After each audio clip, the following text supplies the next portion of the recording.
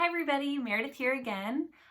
Today I wanted to do a different video than I've done before. I'm basically trying to try out different videos to see what people want to see from me. I really like watching these of people I watch on YouTube, so I thought I'd give it a try and see what the response is like. So let's just jump on in. So the video is the things that I loved last month. So I'm filming this on June 1st. And last month, what I loved in May, and under different categories that I kind of came up with from what I've seen other people do. Okay, so let's just jump on in. My favorite movie this last month was Emma, the 2020 version. Now, I love Jane Austen, and I love Jane Austen's stories, her books, everything. But Emma, I've always struggled with. I could never find one that I really, really like. And this one was really good. The first time I watched, so I rented it on TV because you can't go to the theaters, which I actually love and don't like at the same time. But, you know, so that's what I did with this one. And I had it for 48 hours. So I watched it one time. I liked it. It was good. It was a different kind of take on it. And then the second time I watched it, I really got into it. And I was like, okay, I think this is my favorite Emma. The Gwyneth Paltrow one just tanked, and I do not like that one at all. And this one was pretty good. Emma herself, the character, I'm not a fan of. And I know she makes a turn, but I'm not a fan of. Now, the movie Clueless, which is based off of Emma, I do love. But this specific Emma, I really did enjoy. And I think a lot of it had to do with the coloring of the scenes and the costuming.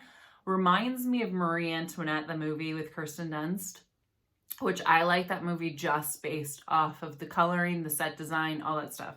And this kind of reminded me of that in some ways. So that was my favorite movie of last month. My favorite apps, like on my phone, I had two. So the first one I was surprised by, but I ended up downloading TikTok, and it sounds so dumb, but I really, really liked it. It's kind of been a great escape where there's really funny videos. There's people in your same situation. They're at home all day, and but people are so funny on it, or they'll make up great like little dances, or you can see what's happening in like current news, but on a person's perspective, not just the media. So there's lots of different things that you can see, and they're quick videos, so you can keep scrolling, and it's addictive. Like I only let myself look at it like once a day, because you can sit there and just scroll. So TikTok has been great, and I have found a couple people that I've really, really liked watching because they're really funny. So yeah, TikTok. The next one is the Disney Topps trading cards app. Now trading cards, I have a few Disney ones. These are just like physical trading cards, and I only have like a handful. So that I've just gotten over time. The thing with trading cards that the app is that if you like to collect things, and if you can see behind, I like to collect things.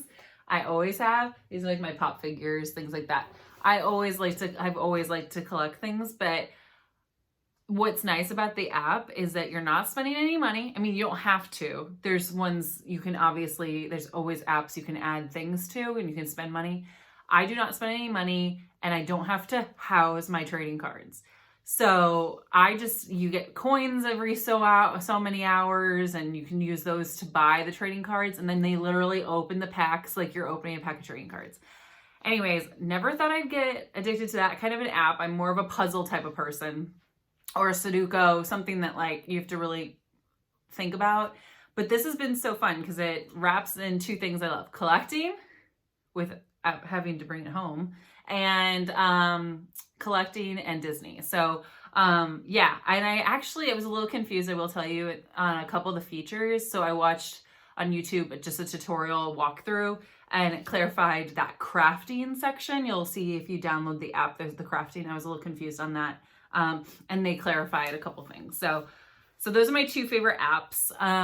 My favorite craft that I did. Now, I've showed a lot of crafts that I've done this month in my videos. So I was trying to think of one that I had done that I love, that I didn't show.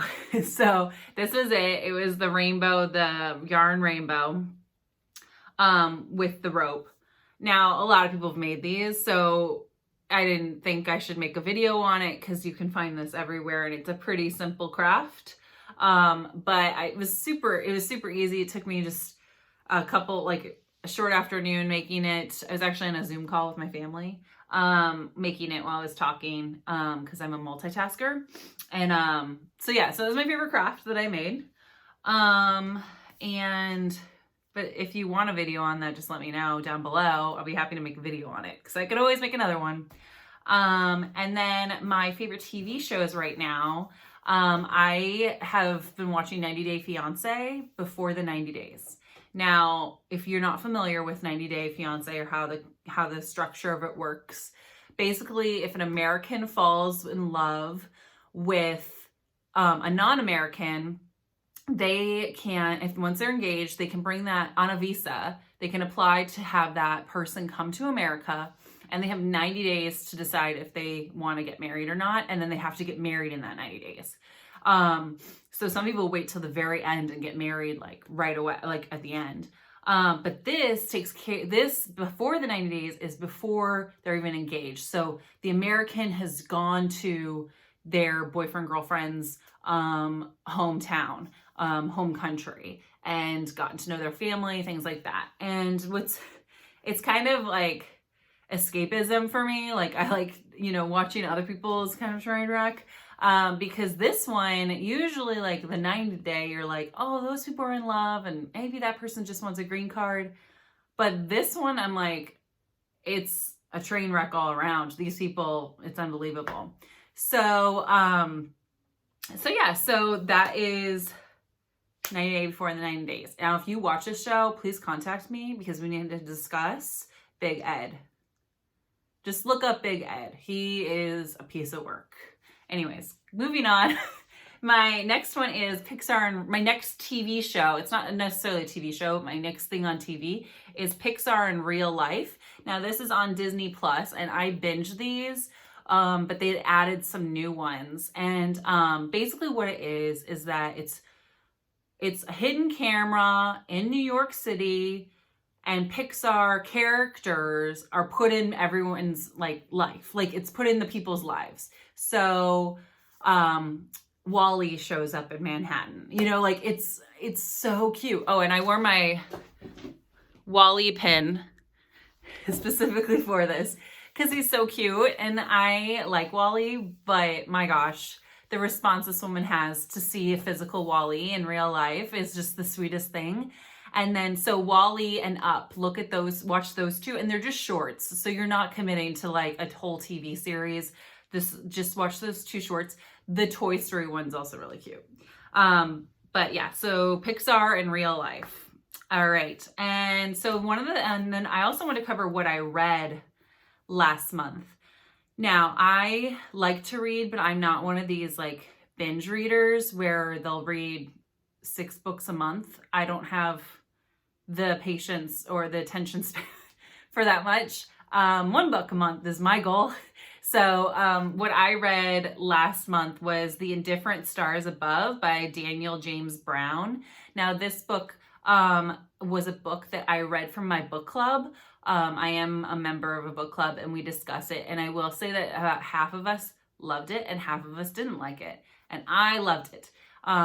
It basically talks about the Donner Party and how when they were coming west, and what happened. I knew the general story about cannibalism and things like that, the shocking elements of it all. But the story follows Sarah Graves and her survival to come to California.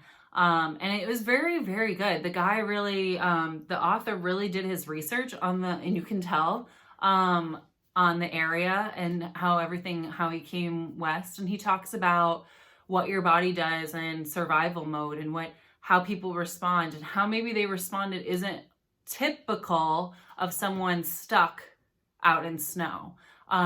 So it's interesting. And, yes, there's those gruesome parts.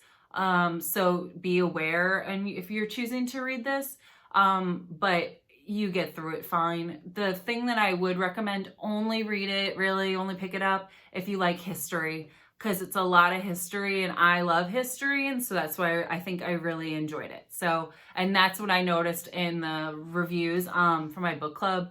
Those who really liked reading on history enjoyed it. Those who did not enjoy it. So just keep that in mind if you decide to pick it up.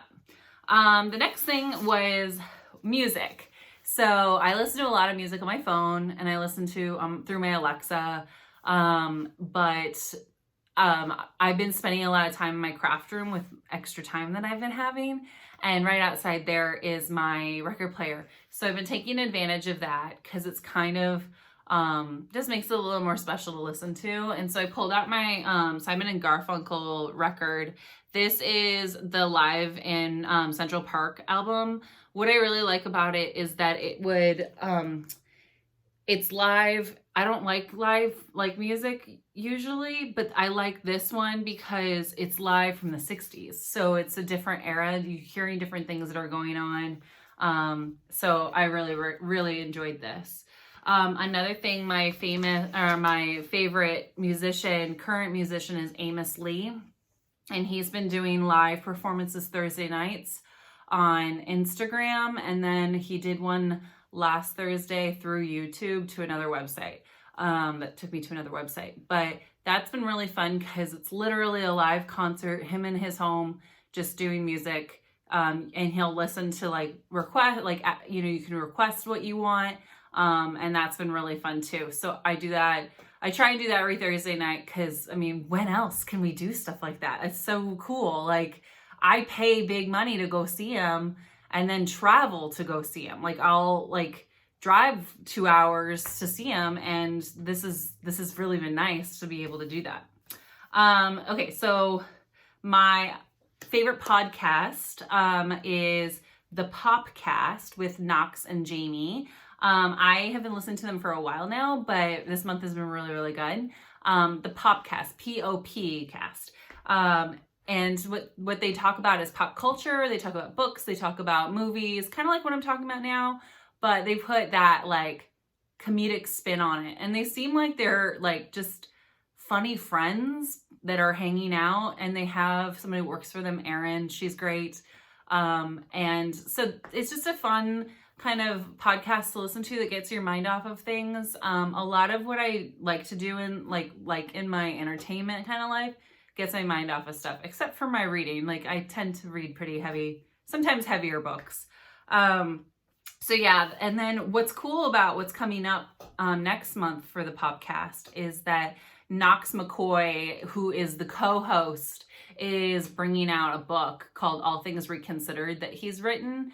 And I'm so excited about this book because he's so funny and he tells good stories. So I can just imagine how good his writing will be.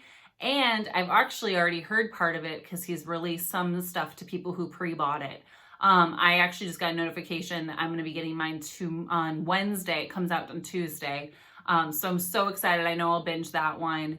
The thing with comedic writers and things like that, and people that I've followed on social media, sometimes their books are not good. But I can already tell with what I've read of Knox is that it's going to be good. And I'm so excited because it's like a memoir. I think it's like a memoir, and he's so funny. So I'm super excited about that. I don't know if I said the title. It's All Things Reconsidered by Knox McCoy. And I'll link the pre-buy down below. By the time this is posted, you'll probably be able to purchase it. So check that out. And then the last thing, make sure I covered everything. Yes. The last thing is, what was my favorite activity of May? And my favorite activity is YouTube. So YouTube has been something that I have been wanting to do. I started watching it regularly in 2012, and I've wanted to do it ever since. And I've not had the courage to do it. And so it's taken a lot of courage, a lot of just go with it, Meredith, just do it. But I've been really happy with the response I've gotten from people that are, close to me, and then people I haven't talked to in years that have said that they've really liked them.